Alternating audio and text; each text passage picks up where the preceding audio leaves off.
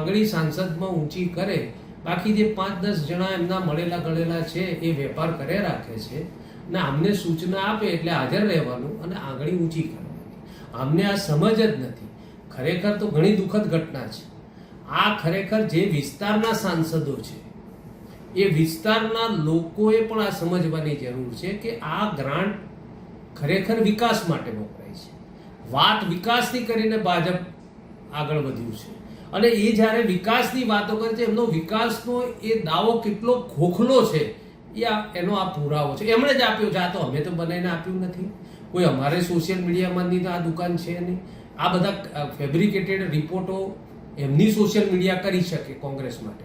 કોંગ્રેસ એની નીતિમત્તા છોડતી નથી અને આવા ફેબ્રિકેટેડ કોઈ રિપોર્ટ લાવતી નથી. એટલે ઓથેન્ટિક રિપોર્ટ છે ત્યારે ખરેખર જ્યાંના સાંસદો છે જ્યાં એમની 4% ગ્રાન્ટ નથી વપરાઈ, ખરેખર તો ત્યાંના સ્થાનિક લોકોએ આમનું રાજીનામું માગવું જોઈએ. એટલે 220 કરોડના જે કામો જે છે કે જે સેન્કશન થયેલી રકમ છે એની ઉપર 4.20 કરોડ રૂપિયા એડમિનિસ્ટ્રેટિવ ટકા એડમિનિસ્ટ્રેટિવ એક્સપેન્સ છે.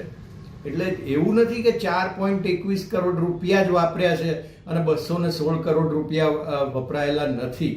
એ વાત સદંતર ખોટી છે. કુલ કામ 6,917 થયા છે.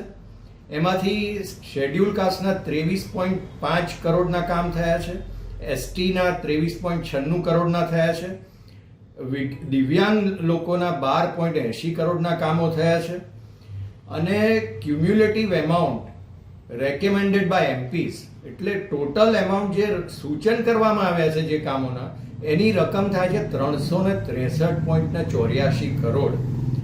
અને એમાંથી જે એમાઉન્ટ સેન્કશન થયેલું છે અને ડિસ્ટ્રિક્ટ ઓથોરિટીને આપવામાં આવેલું છે એ 282.89 કરોડ રૂપિયા છે. અને પર્સન્ટેજ સેન્કશન એમાઉન્ટ જે પર્સન્ટેજ ટર્મ્સમાં જોઈએ તો જે કુલ ફાળવાયેલી રકમ છે ને 128% એટલે 28% વધારે રકમ સેન્કશન થયેલી છે. એટલે 247.78 expense incurred by district authority 247 crore રૂપિયા વાપરવામાં આવેલા છે. 110.67% યુટિલાઇઝેશન થયું છે. આ જે 4%ની વાત છે એ હકીકતમાં 110% છે.